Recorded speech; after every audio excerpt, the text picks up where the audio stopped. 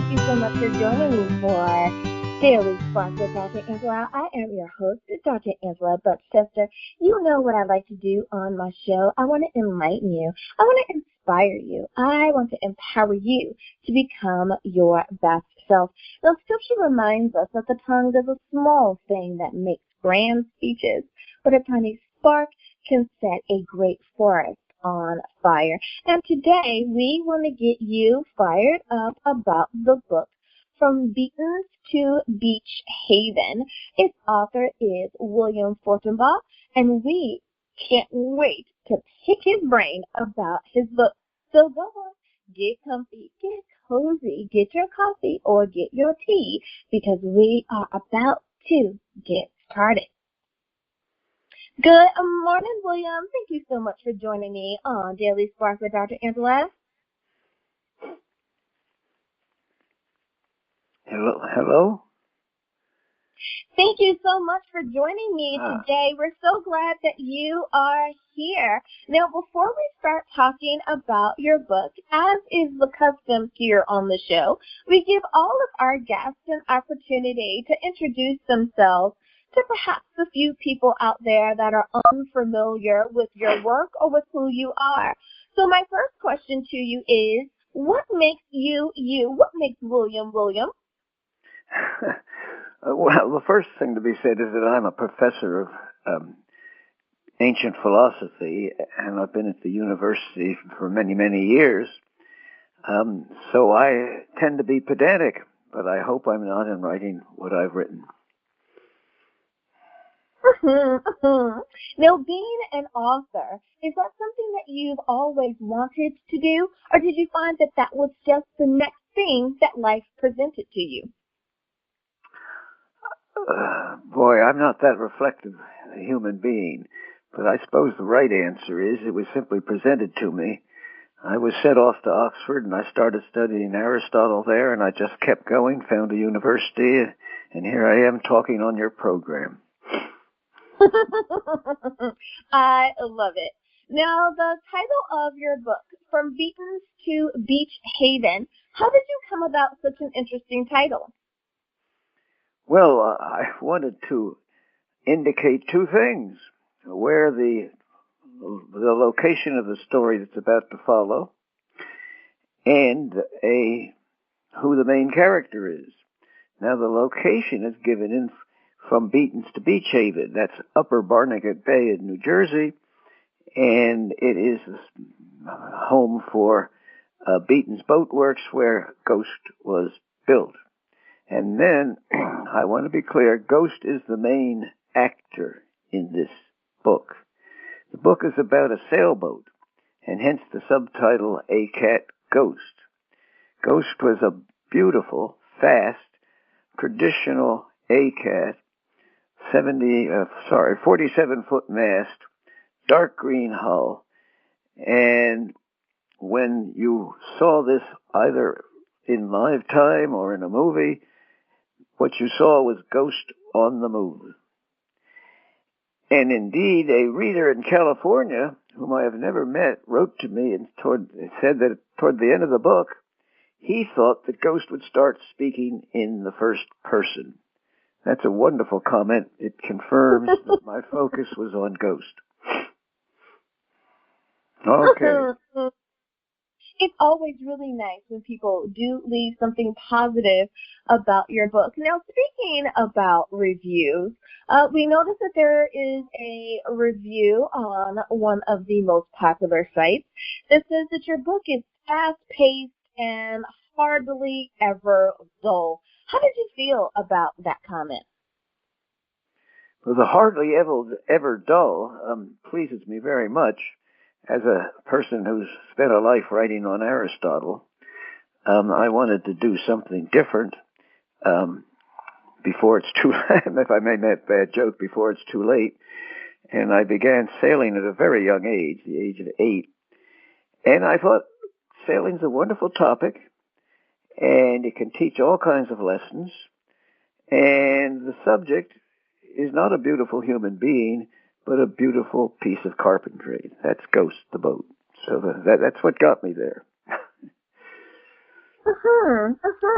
Now, speaking of ghosts, I do understand that many times when an author gives a book a subtitle, they're trying to make sure that there's even more information given to the reader before they crack open the pages. They're trying to clarify in some way the importance of the totality of the book, especially the title. With that being said, why did you choose the subtitle, A Cat Ghost? What are you trying to imply there to the reader? Well, it's a book about a group of boats. It's a book about A-cats, 28-foot boats with 47-foot masts that race against each other. So the A-cat is perfectly straightforward. The name, however, Ghost, the name of the boat, is significant. It was suggested to me by a member of my original crew on the boat. I didn't know what to call it, but he pointed out that there were boats already in the fleet with scary names. Bat, for example, and Spy, furtive and hostile, and Wasp, a formidable sting. Now, all those names are in some way or another frightening, and Ghost seemed to me to fit in while adding a touch of humor. One thinks of Casper the Ghost. So it would be spelled out on the transom Ghost and signaled above on the sail with a large G, colored dark green, to match the color of the hull. So that's in a nutshell why the name of the Ghost and so on. Now, what about your rival? A lot of people don't know much about the sailing community. How you may be one way when you're in competition and another way when you're simply pals back on land. Can you tell us a little bit about that relationship? Well, it's a perfect. You really summed it up beautifully there. If you race boats, sailboats, you're likely to be rather ferocious in the water. Even a sea lawyer, sometimes people say.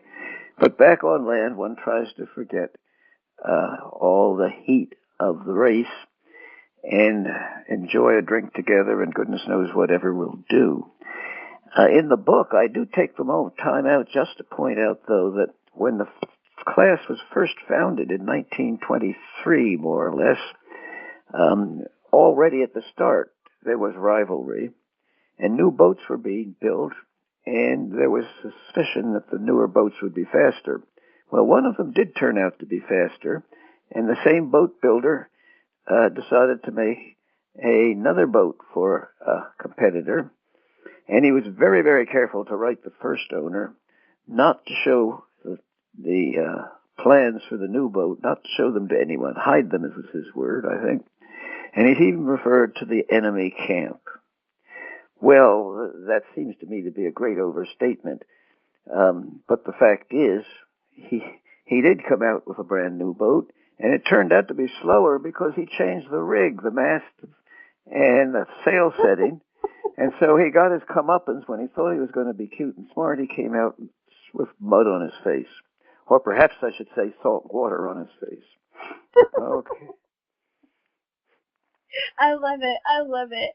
Now, of course, in any racing world, there's always a bit of secrecy and mystery, always trying to figure out what is the other guy doing. What can you do to get just that bit of edge on your competitor? Did you include part of that aspect in the book? And if you did, were you aware that you were including it? Was it done on purpose? I don't think there's anything by chance in the book. And one of my ferocious competitors, whose name can be left out, changed the rig. And by rig, I mean the mast and the stays that hold it up. And this was perfectly legal because the ACAT class is and was a developmental class. It allows certain changes to be made so long as they're within certain guidelines. Anyway, instead of having a rig held up by solid metal stays, he introduced the latest advance in synthetic rope. He went for something called spectra, which made the mast lighter, or the rig lighter, as we say.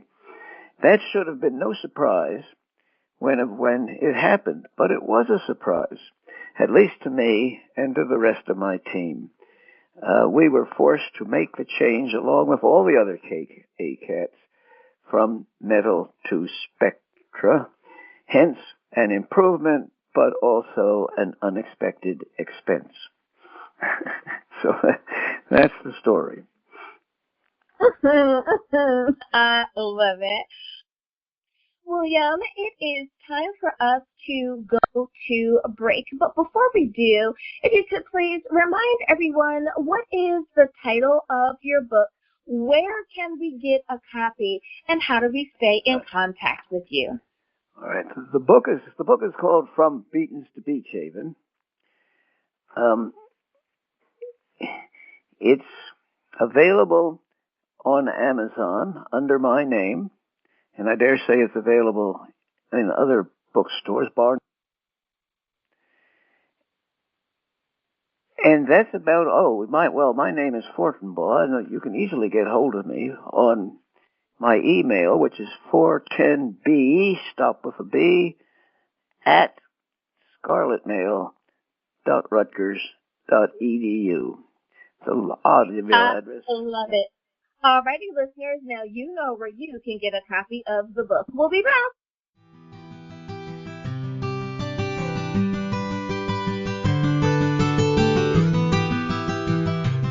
And we are back. Thank you so much for joining me for Daily Spark with Dr. Angela. I am your host, Dr. Angela Butchester. My guest today is William Fortenbaugh, and we are talking about his book, From Beaton to Beach Haven. That's right, we are talking about a beautiful boat today, and I love it. Now, William, my next question for you is about how you chose to write the book. Many have said that the book is quite inspirational. Did you write it to be an inspirational book, or were you simply telling the story that happens to be inspirational? Well, perhaps both and is the right answer to that question. I don't think of myself as an inspirational person, and I would never make that claim on a program focusing on books. But the fact is that the subject was inspirational, namely building Ghost in a boatyard the old-fashioned way and doing flawless work. And secondly, on the race course, where Ghost had a terrible beginning. It sank and had to be towed in, but the crew responded with determination, and we went on to win 7 consecutive Bay Championships. Now, if that has an inspirational effect on the reader, then good and wonderful. I'm pleased. So now, even though it has this inspirational pieces there, aspects there, and it sounds like it really can be quite inspirational, especially when you're talking about your wins. As is life, we have those ups and downs, no matter where you are or who you are. Would you say that your book, in a way, reflects a portion of life, in that we're always striving to be our best, to, of course, to win, but how we also take those moments if perhaps we come in second? Well, that's obviously true, what you said. It's very important. And we learn from others who pick themselves up. I think that's a very simple lesson, but we often forget about it. And I had a wonderful group of people around me. We were 7 or 8 people who raced this boat, and all of them were dedicated, and all of them were prepared to pick themselves up when we did poorly. So I don't know whether that's a full answer, but it helps. Absolutely. Now, speaking of support team, and that is such an important aspect of today's culture, especially because we are going through a lot. You know, we're still dealing with coronavirus, and for a lot of people, it's been a very tough go at it. And being a part of a team is also important in learning the personalities of everyone that is on that team and how well you're able to blend. Do you think that part of the success to the winnings is because you had that awesome team, because everyone was able to blend and respect each other?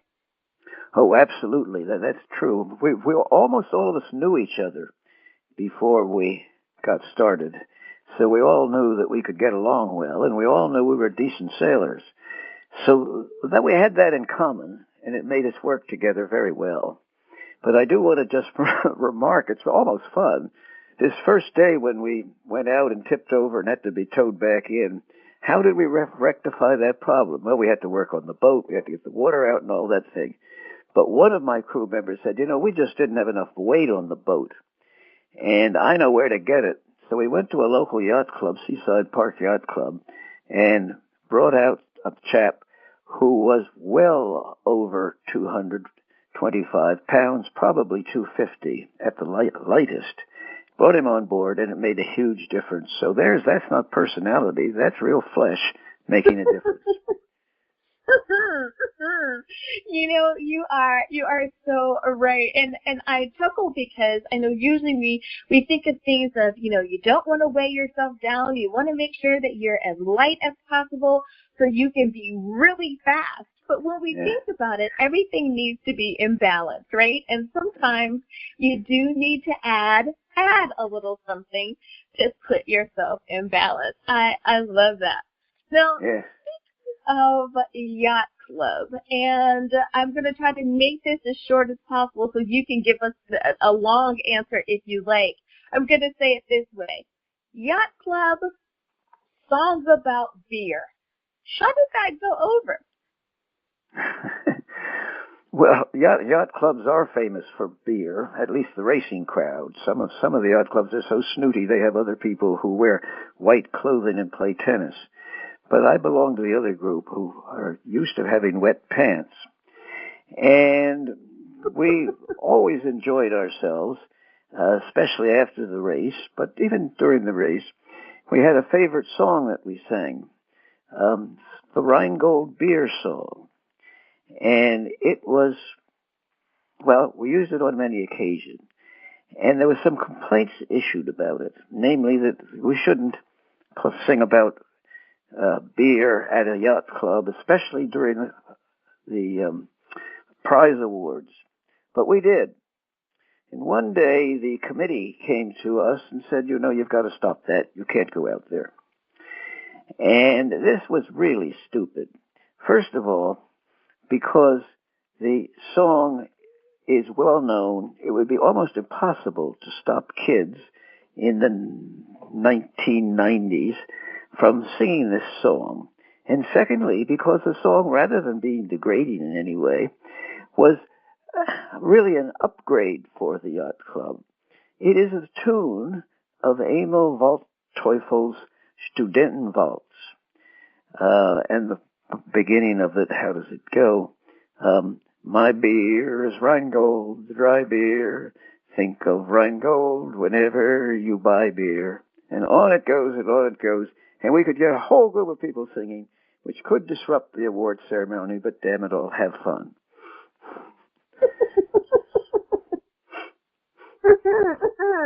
You are so right. I love how you said that there is one particular side that most people envision when they think about a yacht club, but you guys were a part of the other side, and you may have also been just a tad bit wet from all the sailing. I love it. I love it. It does give a refreshing view of what it means to be a part of a yacht club. I like that. Now, I do in the back of my mind remember hearing that song being sung at a few parties. So you are right. That was during a time where catchy tunes did kind of trickle throughout society. I love it. I love it. Now, Ghost was built in, and you kind of touched on this earlier, at Beaton's boat yard, and you have raced it so many times, and there's so many stories that you can tell. But there comes a point in in everyone's life that you must retire from racing. What happened once Ghost was retired? How did life go on from there? Well, I'm still here. Life went on. But some of us were getting older, and some of us had a real job. I was a rather keen classicist. I worked hard on Aristotle, and so we slowly deteriorated.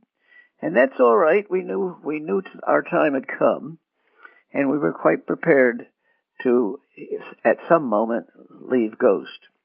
That was indeed a hard thing to do, actually leave Ghost. We had gone down to Beach Haven to race on a much larger race course down there. It was a thrill to race down there, but we were going to leave the boat in Beach Haven and return to northern Barnegat Bay to leave the boat, so it would go to the New Jersey Maritime Museum. Now, it's true I got a good tax deduction for that, but that wasn't really the important thing. When the boat went over to the to the New Jersey Maritime Association, it didn't go to sleep. Rather, they shifted it around a bit, put some heavier equipment on it, and began a program of visiting the yacht clubs on lower Barnegat Bay, and most importantly, introducing youngsters to the joys of sailing. And those of you who get the book and read all the way to the end, you'll see some wonderful photographs, all in high definition color, of the young kids crowded into the boat, sailing with the wind blowing and the water being sprayed around. So that was the end of our racing of Ghost. The boat still exists, but it's now a service boat helping local communities. Good way to end your life. Absolutely. Absolutely. And I'm so glad that something positive happened and it wasn't just kind of put out to pasture, so to speak, but that there was a second life that was given to it. Yeah. And I think that for so many people, if they know that something that they love so much is going to be given a new use, that it could be repurposed in a positive way, I think that people would be more willing to share that with community or with with the society in some form or fashion. To leave it to the next generation. I love that. I'm so glad that you mentioned that. Now, the actual process of writing your book and putting all of this into story form for a reader to enjoy. Did you feel that you had a particular age group or particular reader in mind? Did you write this for our teens? Is it best for perhaps young adults, or would you say more so older adults, like after college age? Oh, no. Certainly. I wrote it for all age groups. And I want to be extremely clear. I did not write this book specifically for sailors.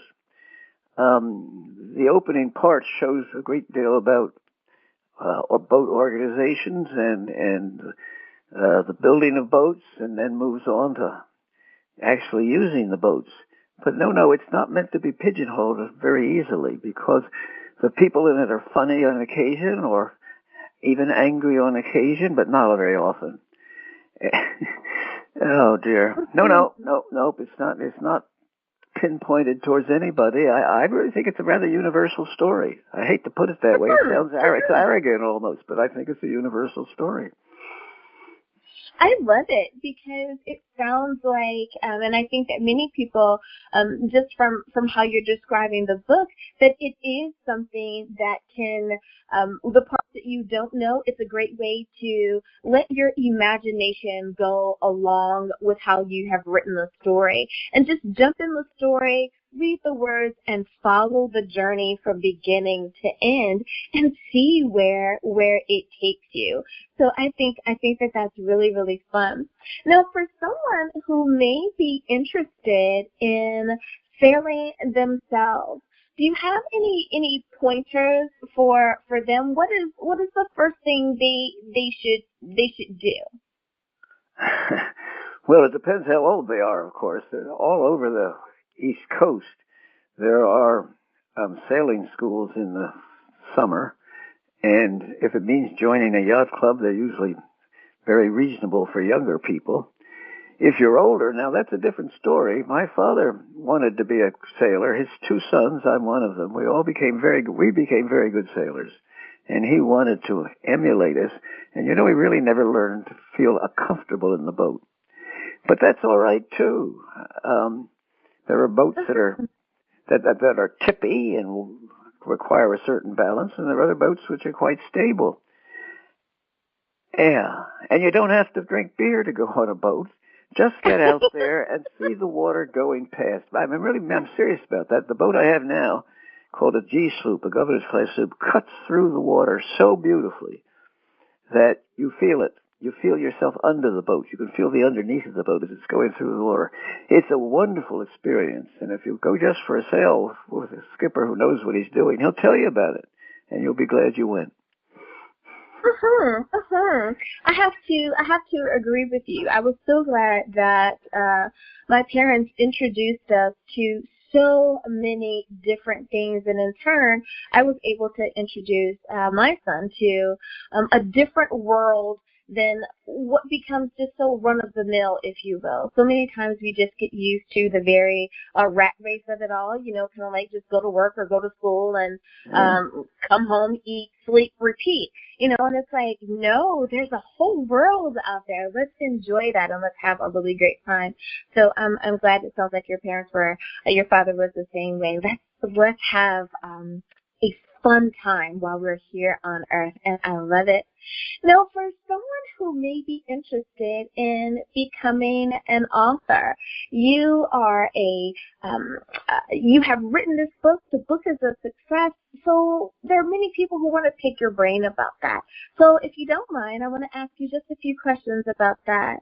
Now, when you were writing, did you find that you needed a certain atmosphere or environment in order to write successfully? Did you need to go off to yourself?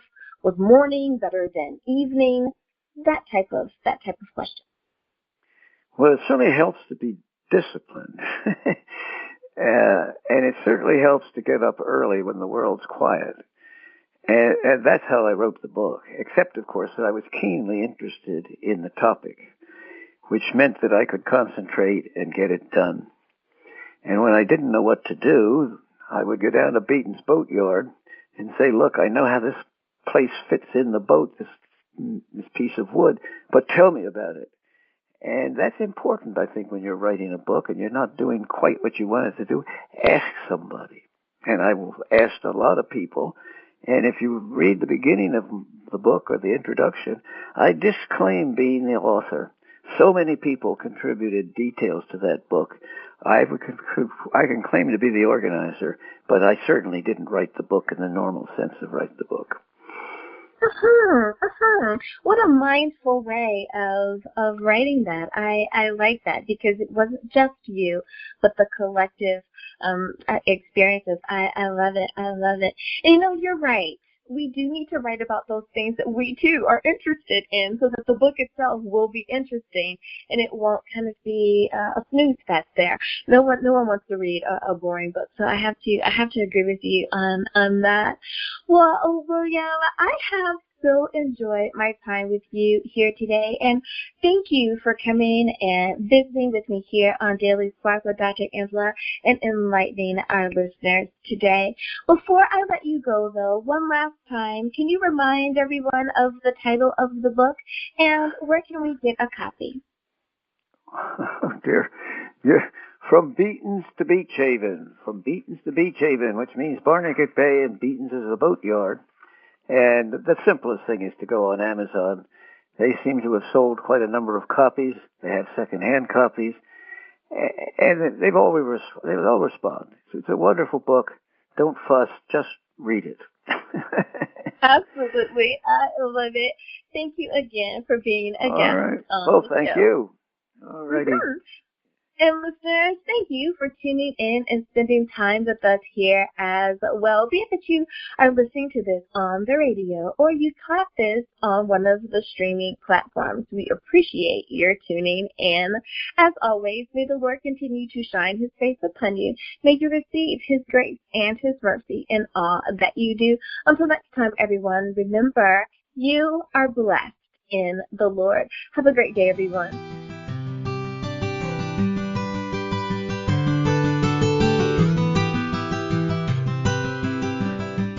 Good morning, and thank you so much for joining me for our Daily Spark with Dr. Angela. I am your host, Dr. Angela Butchester. You know what I like to do on the show. I want to enlighten you. I want to inspire you.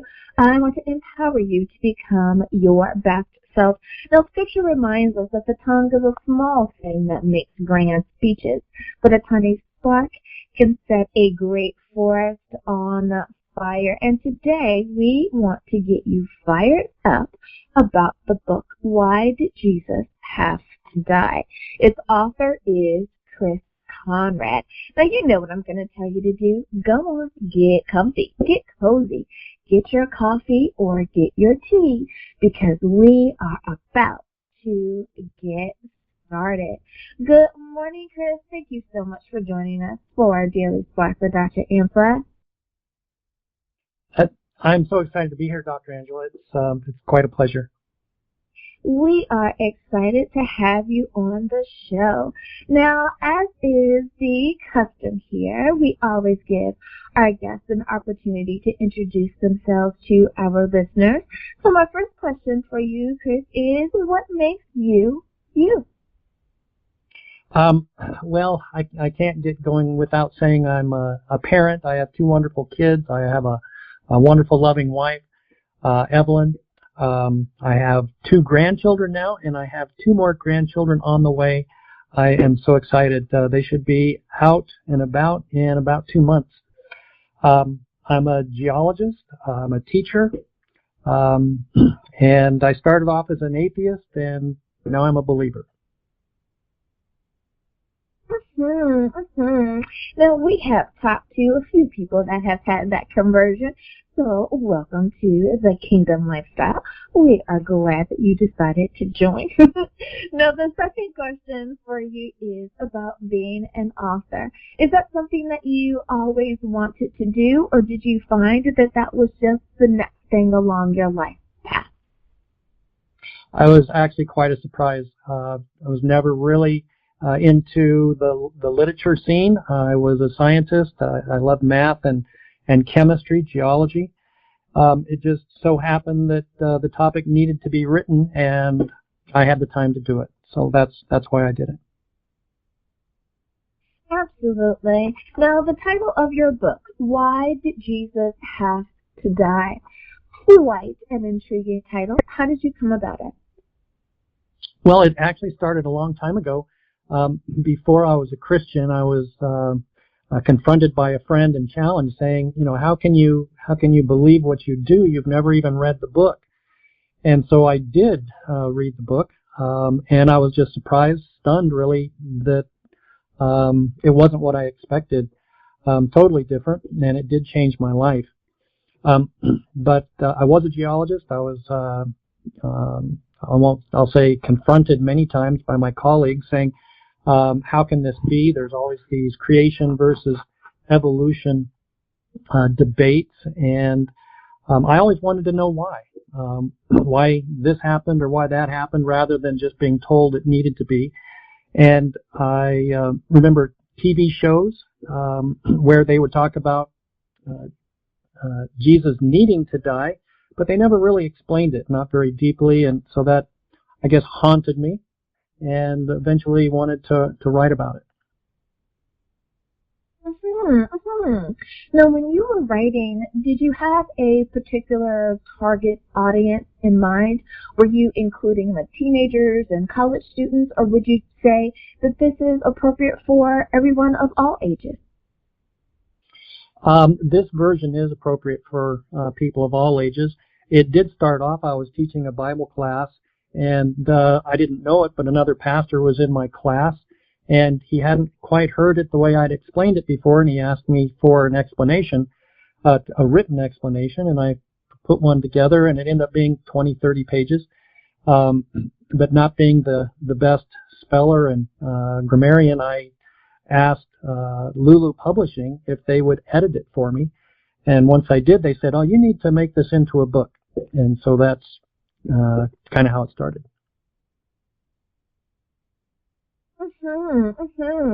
Now, when it came to doing research for your book, did you find that the research was pulling you in a certain direction, or did you kind of tackle it like any other project that you would have handled? Well, once I got started on the topic, you have the Bible, all 66 books, and sometimes there's other people who've influenced you and, your perspective on it. So really, it's the study of the 66 and going back and forth, comparing verses back and forth to make a smooth, homogeneous picture. In this case, why did Jesus have to die? Now, you talk about the cover of your book many times when you are sharing about your book. What makes your cover different than many other books that are out there? Well, I think the biggest difference in my book versus others is the scope and the focus on the war in heaven. Many times the discussion of why Jesus had to die doesn't even bring up Satan or the issues that have been raised.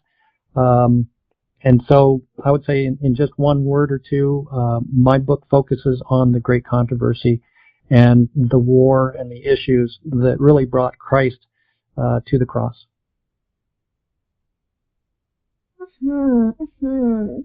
Now, do you think that for someone who is new to the faith, do you think that they will be able to follow along in your book? Did you write it for a more experienced Christian, or did you include someone as well that may not know all of the stories quite yet? Well, the first book I wrote, so this is actually the second. The first one was called Train Tracks Theology, and it was much more short. It was much shorter. Let me clarify. Let me clarify that. I was talking about why did Jesus have to die for this Correct. particular book. If someone is, they went to church yesterday and just got saved, and they are now hearing about your book, would they be able to follow along with this book? Oh, absolutely. I took it quite slowly and right from the beginning, right from Genesis and Adam and Eve and the fall. So everybody should be able to follow right along. Oh, that's awesome. And I asked that question because we're all dealing with the pandemic, and I think that everyone is coming to their faith in new ways, in fresh ways, because being inside, being quarantined has forced many people to turn to their televisions for entertainment. You never know how someone is going to come across a program that might change their spiritual life as much as it could our physical life with watching something dealing with fitness, or a history buff may come across the History Channel. So that's awesome that you were very mindful of that as well. Now, did you have any happy moments when you were writing the book? Were there any particular chapters or inclusions that you made that really brought you a sense of happiness or joy? Well, I want to, two or three. The first one I want to say, I decided to have it illustrated, and we used Gustave Doré's illustrations, which I think make it fun for everybody to read. Each chapter has a picture that kind of identifies what's in that chapter, and he's just a spectacular artist. So that was number one. Two, knowing people have read it and have written back saying that it made a difference in their life, that one is spectacular, and really I can't think of anything better. But on a personal note, as you go through the book, you try and make it as plain and as clear as possible. And I will say that I enjoyed doing the summaries. There's a summary in several sections, and it helps solidify and bring home all the points that are needed. Absolutely, absolutely. And I think I like the idea that you did a summary for folks as well. That was very mindful of you.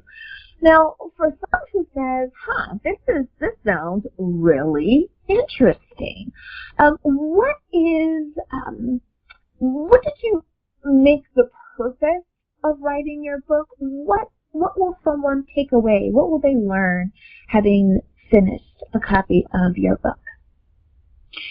The big one is Jesus' death was a demonstration. It answered a lot of questions that had been out there. You'll remember from Genesis and the fall with Satan at the tree, and God said to Adam and Eve, "The day you sin, you will die." And the serpent at the tree said, "No, that's not the way it works. In fact, you'll be like God, knowing good and evil." So right there's a contest. God said sin's going to kill. Satan said sin's not going to kill, and that's really the focus of the book. Who's right?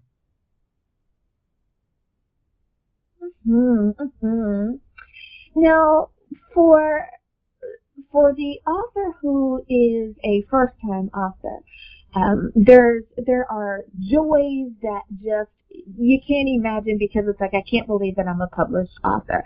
This is not your first book. However, how did you feel when your completed work, your published work, was now available to the masses, and you're holding a copy of your book in your hands? How did you feel in that moment for this book? Well, it's pretty exciting. I never, ever would have thought that I would write a book, and seeing it in my hand, I was just overwhelmed. You want to stay humble, but also just quite pleased and proud that you're able to put your thoughts together and have it published. I guess knowing my family's proud is even better. Yeah, I can imagine. It's always nice when we can make our family proud with something that we enjoy doing as well. I love it. Well, Chris, it is time for us to take a very short break. But before we do, can you remind everyone, please, what is the title of your book? Where can we get a copy? And of course, how do we stay in contact with you? Okay. Again, it's Why Did Jesus Have to Die? You can get it at Amazon, Barnes & Noble, Lulu, and you can stay in contact with me at authorchrisconrad.com. Alrighty, listeners, now you know where you can get a copy of the book. We'll be back right after this.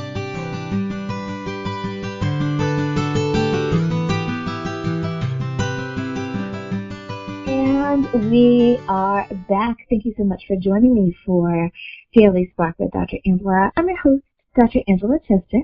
My guest today is Chris Conrad, and we're talking about his book, Why Did Jesus Have to Die? Now, my next question for you, Chris, is dealing with the next generation. For so many of our young people, they're not experiencing church or their faith or religion or spirituality the way that past generations have. Do you have any particular advice for them when it comes to their faith or having better communication with God? Well, I think like everybody, you see God in nature. You go to the coast and you see the oceans, you see the sky. Everywhere you go, if you look up and you look at what God has done, that's inspiring. And he did that for a reason. That's one of the ways that he talks to us. And actually, as a geologist, I got to see all over North America and South America and see some of the spectacular things that he has for us. So in those times, especially those quiet times when you can get away and think about how it all was created, I think God speaks to you. More than that, though, your Bible is God speaking to you. It may take a little while to get into it and try and figure it out because it really is 66 separate books coming from different perspectives and different authors. But when you read your Bible, it is God speaking to you, and personally, that is where I find my strength and my joy. And I think you're so right. I think that the more you spend time with God, and the more that you do read your Bible, you will find that you grow to like certain authors. You find that, oh wow, I can't believe that happened, or did David really do that? Oh my goodness. Or that was amazing. I can't imagine witnessing that. And it becomes a part of who you are, and I think spending more time with it allows your relationship with God to grow. But especially those the scriptures that are shared with us in the New Testament really does help us, give us these action points of what we can do in this modern way of how we live. So I agree with you on that. Now, having now been able to go and discuss your book with others, and it's available to the general public, and it seems like it was such a long time ago that we were, in the regular world, and we could still go out and do meet and greets and book signings and all of that. But how have people responded to your book? What type of feedback do you think that you're getting overall for those who have shared a review or simply stopped you along the way and said, I picked up a copy of your book? Well, on my website, I get people who chime in every once in a while and comment on the things that were important to them, and they're really heartwarming. I can't say enough about that, but it does happen. I've had a few people. In fact, I do give a lot of the books away. If I meet somebody here at work or somewhere else and they have a need or are curious, I'll give them a book and they'll come back and we'll talk about it.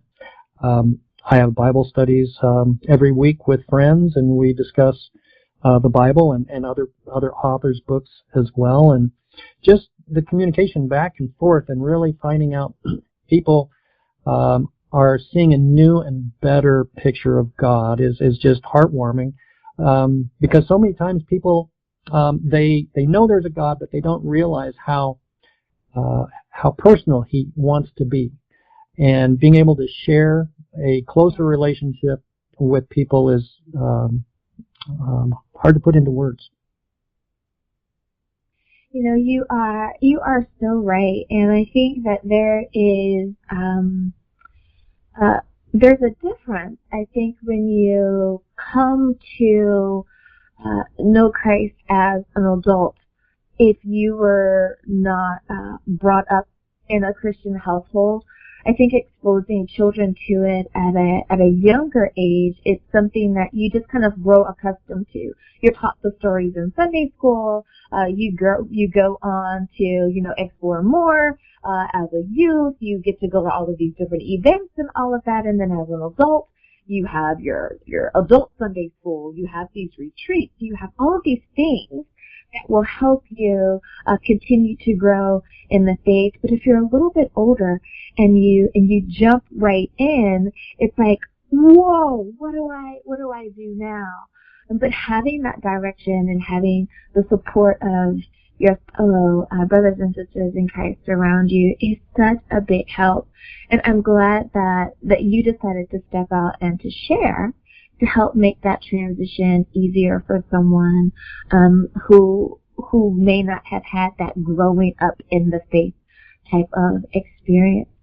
Now, speaking of people that are around you, being someone who came into the faith a little bit later, did you find that your friends supported you in your transition or your evolution, or did they kind of take it hard as though perhaps you were turning your back on them in some way? Yeah, I had one friend I mentioned already, Glenn Gray, who was a Christian, and he encouraged me to read the Bible, and I did. That changed my life, but I also lost the rest of my life. The rest of my friends basically abandoned me. They thought I was just whacked. It ruined several of the relationships, my closest relationships at the time. But I don't regret it. And I ask that question because I'm sure there's someone out there who's saying, but what about my friends? You know, I don't know what to do. I'm going to lose some of those relationships, and that's been my foundation for as long as I can remember. What do I do? So thank you so much for being open and honest about that. Now, as far as the future is concerned, so many authors will say, you know, I've written what I feel like I've been purposed to write. Others, as you may know, get bitten by the author bug, and it becomes a very brilliant way for them to share their thoughts and their motivations. Do you think that you will continue to write, or do you think that for the time being, this is your focus?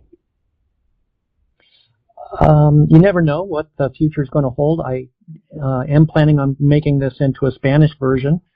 The translation's already happened, but it hasn't been in a cover yet. But I would like to maybe do one more book after this, more along the lines of evolution and creation. As a geologist, I've studied that and feel like I might have some insights that are worthy of sharing. Absolutely, absolutely. Now, for somebody, I'm sure you just kind of perked up the ears of someone by saying that, and without giving, you know, the future book away. But how was that? Do you believe that being a geologist helped you in any way as far as discovering faith? Do you think that there's a correlation there? I do some. As a scientist, we want to know why. And I think my colleagues, the people that were Christians from year one, they didn't have the why. They were just given story after story and said this is the way the world or universe works. And then coming into it later in my 20s, I was already kind of set asking those questions. Why does it work? Not just does it work? And you know, I'm really glad that you brought that to mind, because Scripture does tell us that we should want to go deeper for ourselves, that we should spend that time, and that we shouldn't just take things for granted. So giving people that permission is so important, because I think for so many folks, they don't want to feel as though they are questioning God, or that they are testing God in any way. If they ask, well, why? I don't understand that, and wanting to go deeper, when we would do that in any other relationship that we have, so that we could get that better understanding. I'm sure that's going to make a difference for someone out there.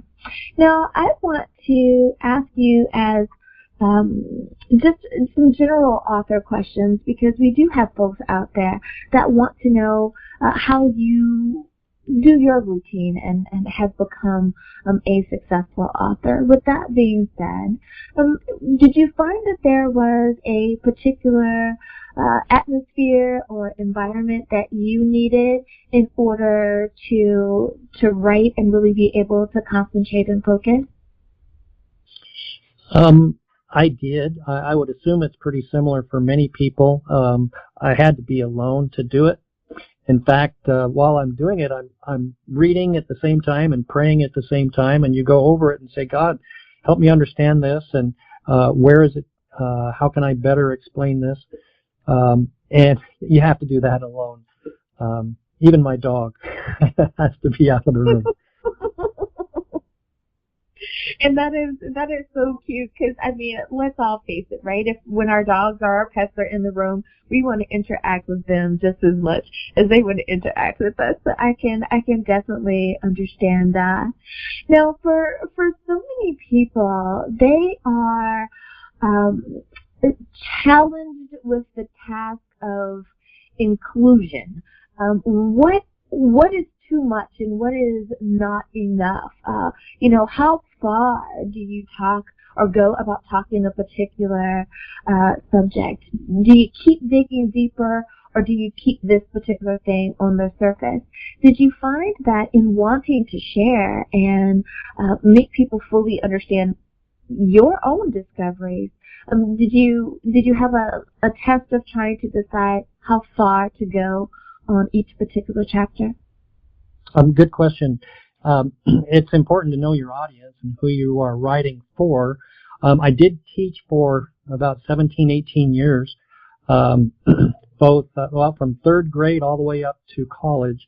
And so I think I have a pretty good grip on what people can learn and how fast and how much they need to have explained. And I did write it, I want to say, for a broad variety. I gave a lot of examples and made the paragraphs and chapters short so that it could be, I think, easily comprehended. So I did think about that as I wrote it. Mm-hmm, mm-hmm.